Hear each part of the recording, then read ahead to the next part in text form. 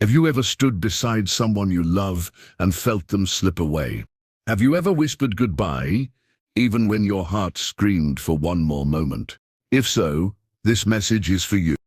Grief is not just the absence of someone we love, it is the lingering presence of their love in a world that feels quieter without them. It is the weight of memories, the silence where laughter used to live, the longing that never quite fades. And yet deep down, we hope, we wonder, where are they now? Are they safe? Are they at peace? Did they feel pain? Did they find light? Are they still with us? So many of us carry these questions in our hearts, quietly, gently, sometimes desperately. And today I want to walk with you through those questions, not with science, not with certainty, but with stories of people who were there. People who left and came back. People who saw the threshold between this life and the next and returned to tell us what lies beyond. Their words are not doctrine, but they carry a sacred weight, because in those final moments, something happens. Something bigger than the body, something deeper than the mind, something eternal awakens. This is not just about death. It's about what endures beyond it. It's about love and light and the soul's journey home. So if you are grieving or remembering someone you've lost, if your heart still whispers their name in the quiet moments, stay with me, because what you're about to hear may not erase the ache, but it may remind you, love never dies. It only changes form. And so, if we lean in, quiet our minds and open our hearts, we may begin to glimpse what the soul sees when the body takes its final breath. In this video, I'll share with you 9 profound things people have seen or experienced in the moments near death. These insights come from 2 sacred sources, the ancient truths found in the Bible and the moving accounts of those who've had near-death experiences, people who were clinically gone, but came back with stories that echo. Each of these 9 moments opens a window not just into death, but into the beauty of what may come after. Let's begin with the very first. Number 1, reunited with loved ones. When a person takes their final breath, something extraordinary begins. In that sacred space between life and what lies beyond, many have spoken of a moment so powerful, so filled with peace and wonder, that it leaves an imprint on the soul itself. They see the faces of those they loved, who have gone before them, not in dream, not as fading memories, but vividly, clearly, beautifully, standing there waiting. A father's smile, a mother's gentle hand, a child once lost to a best friend who never left their heart. These familiar souls appear, not as ghosts or shadows, but as radiant presences, whole, healed, full of light. They don't speak with words, but with something far more powerful, love, a love that welcomes, embraces, and guides. Many who've had near-death experiences describe this as the very first thing they saw when they died. A reunion, a homecoming. And in that moment all fear dissolves. There is no loneliness, no confusion, only a deep, indescribable peace. The Bible echoes this truth in gentle whispers. In Ecclesiastes it says, "The dust returns to the ground it came from, and the spirit returns to God who gave it." And in Luke we're reminded, He is not the God of the dead, but of the living, for to Him all are alive. Those we love are not lost to us. They are alive just ahead of us, waiting in a place where time does not exist and love never ends. And sometimes, in those final moments, the dying open their eyes one last time, not to see this world, but to see them, to see the ones who loved them into being, who now come to love them home. Number 2, letting go of the material world. After that first reunion, that breathtaking moment of love reawakened, something else begins to happen, a loosening, a release. The world you once knew begins to slip away, not in fear, not in sorrow, but in peace. The house you called home, the clothes you folded, the car you washed every Sunday, the certificates on your wall, the balance in your bank account, they all begin to fade. In those final moments, everything you once clung to, your status, your salary, your possessions, suddenly seems so small, not meaningless, but no longer necessary. It's as if the soul remembers something the mind forgot, that none of these things ever defined you. You were never the car you drove. You were never the size of your home. You were never the title beneath your name. You were always more. And so one by one the weights are lifted, the burdens fall away, and what remains is light. What remains is truth.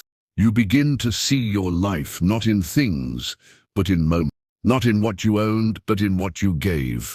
Not in what you built with your hands, but in what you touched with your heart.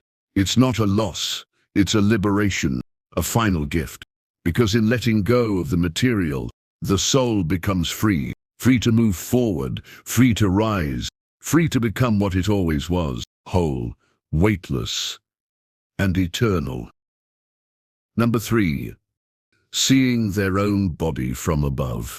And then, the moment arrives. The breath slows and stops. The heart beats once more, and then no more. But it's not the end. It's a shift, because now they are no longer inside their body. They are above it, light as air, free as wind. They rise, slowly, gently, and they look down. There it is, the body that carried them through this life. The hands that held children, the feet that walked miles of sorrow and joy, the eyes that saw sunsets, tears, and the ones they loved. Now still, now silent, but they are not sad. From above they see everything. The room, the people gathered, the tears, the prayers, the whispered goodbyes. They see the grief etched into faces they know so well, and in that moment they understand just how deeply they were loved. They see someone clutching their hand, even though it's grown cold. They hear a voice break on their name. They feel the weight of love, pressing like a gentle tide around their spirit. And then in a way beyond words, they speak, not with mouths, but with presence, not with sound, but with soul. They say goodbye. They say thank you. They say, I am at peace. And though the living may not hear it with their ears, they feel it. A warmth in the chest, a breath of stillness, a sudden, inexplicable calm. From above they do not fear, they do not cling, they do not look back in regret. They watch, they bless, they rise, and the journey continues. Number 4. Visiting loved ones in dreams. Sometimes they don't leave right away, even after the breath is gone, after the tears have fallen, after the room has grown quiet. Something holds them here, just for a little while longer, not for themselves, but for us. You see, there are goodbyes that were never spoken, hands that couldn't be held, words that were too late. So, they come back, in a whisper, in a breeze, in a dream. Have you ever dreamed of someone you loved, just after they passed? It felt so real, didn't it? Their voice, their face, the way they looked at you with peace in their eyes, as if to say, I'm okay now, you don't have to worry anymore. That was no illusion. It was a visit, a soul, gently pausing on its way to eternity, to wrap you one last time, in comfort, to bring you the gift of release, to say what couldn't be said in this life. Sometimes they appear in silence, sometimes in words, sometimes with a smile you haven't seen in years. And even if you forget the details, when you wake, your heart remembers.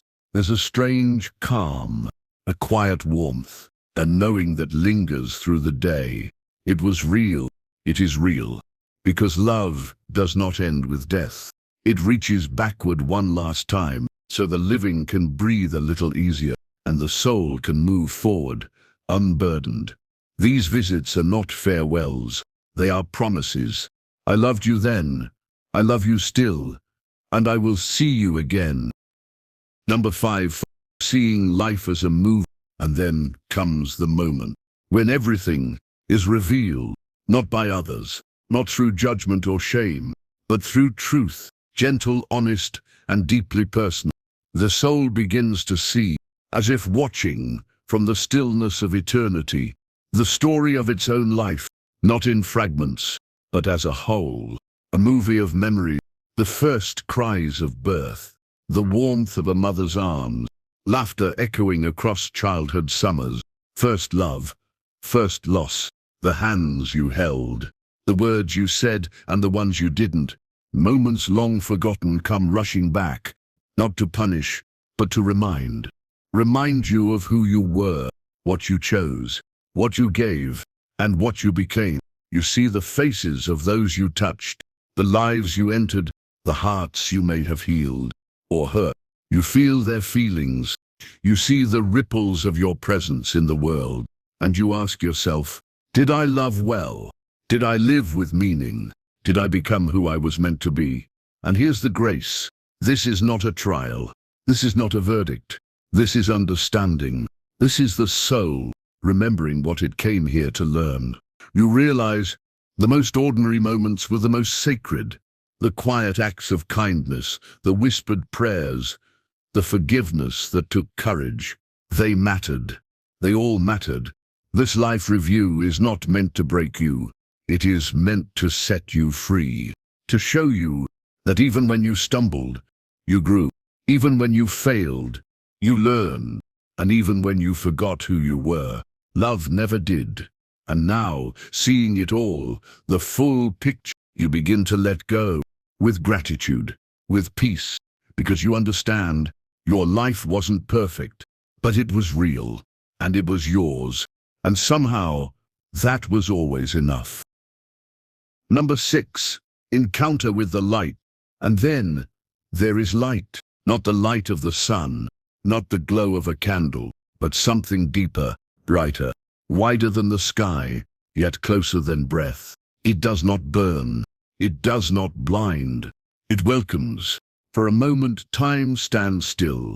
All the noise, the worry, the pain melts away, and the soul is bathed in warmth, in clarity, in peace, so complete. There are no words.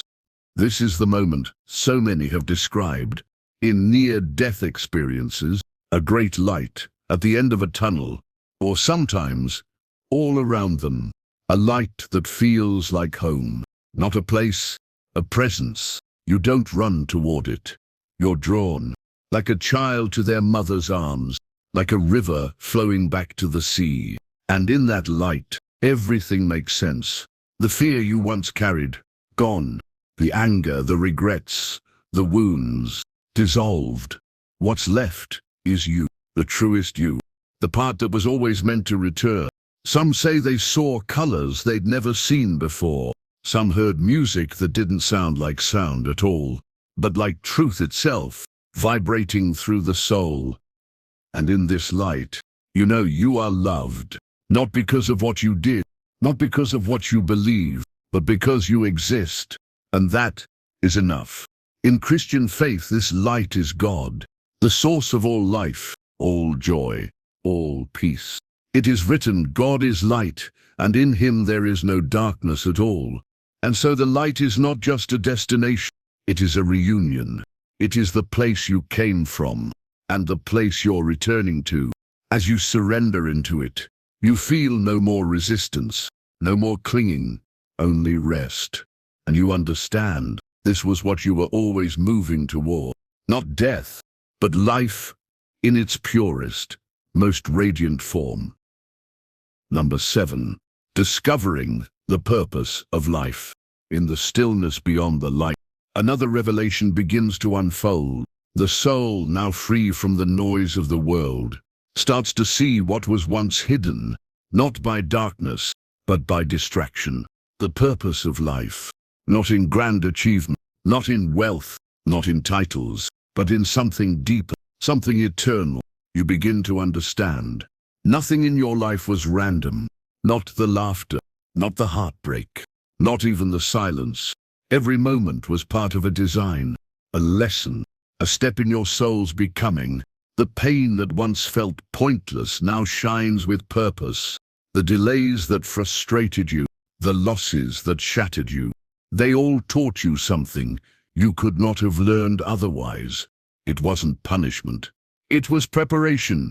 You see now, you didn't come here to be perfect. You came to grow, to feel, to remember who you truly are beneath it all. Even the mistakes, especially the mistakes, were invitations to return to love, to compassion, to forgiveness both for others and for yourself. And through it all, something within you was evolving, slowly, silently, beautifully.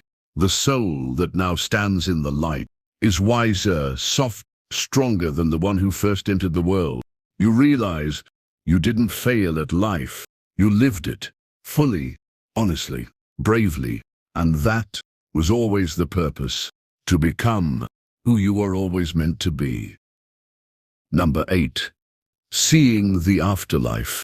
And then, the horizon, not in the way earthly eyes would see it, but like a veil being lifted, like a world long forgotten, suddenly remembered. The soul begins to move through a space unlike anything it has ever known, yet somehow it feels familiar, as if you've always carried the memory of this place deep inside you. This is the afterlife. Not a dream, not a fantasy, but home. The colors here are not colors you've ever seen. They shimmer with emotion. The light does not shine on you, it shines from you. And every breath you take is not air, but peace. You are not alone. There are others here, beings of light, souls who came before you, smiling, radiant, whole, loved ones lost to time now found. Their presence feels like an embrace before it even touches you. They welcome you, not with words, but with recognition. No more pain, no more fear, only love that has been waiting patiently for your return. The landscape is alive, gardens more vivid than Eden, waters so still they reflect not your face, but your soul. Structures that seem made of music and light, not stone, and far off, yet also somehow within, a city. The scriptures call it the New Jerusalem, streets of gold, gates of pearl, walls of jewels. But it's not the beauty that takes your breath away, it's the presence. Everything here sings with the same voice. A voice that says, you are loved, you belong, you are home. And you realize, this is not the end. This is the beginning. The fulfillment of every longing, every prayer, every ache that ever lived in your chest. This is what your soul was always moving toward.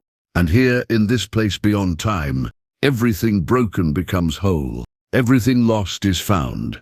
And everything you thought ended is just beginning again. Number 9. Seeing and recognizing God. And then you see Him, not with your eye, but with everything you are. Not as a figure in the cloud or a voice booming from the heavens, but as the light that surrounds you and the love that has never left you. You recognize Him instantly, not because you were told who He is, but because your soul has always known. He was in the laughter of your childhood and the tears you cried alone. He was the stillness in the storm, the whisper in the dark, the comfort in your breaking. And now, face to face, you remember there is no fear, no shame, no too late, only belonging, only coming home. You fall into His presence, not as a servant before a king, but as a child in the arms of a father who has been waiting, watching, loving you every step of the way. And in that moment, every question is answered, every burden dissolves, every wound is healed. You are seen completely, and still, you are loved, utterly, eternally. You understand now, there was never a moment in your life when He was not with you. Even in silence, He listened. Even in doubt, He stayed. Even when you walked away, He never left. He was not far off in heaven. He was in your breath, your heartbeat, your story. And now in this sacred encounter, there is no more distance. You are one with Him, not lost, but found, not forgotten, but remembered into being. This is what you were made for. Not just to live, but to return, to be held in the light that never fades, in the love that never fails, in the presence of the one who has always called you his. You are home forever. So now, the journey comes to rest, not an end, but a return, not a goodbye, but a remembering. You've walked with me through the final breath, through reunion, release, reflection, and light. You've seen the soul rise, not to vanish, but to become. You've seen that death is not darkness. It is not silence. It is not the closing of a story. It is the turning of a page, the beginning of a chapter, written in light, in love, in eternity.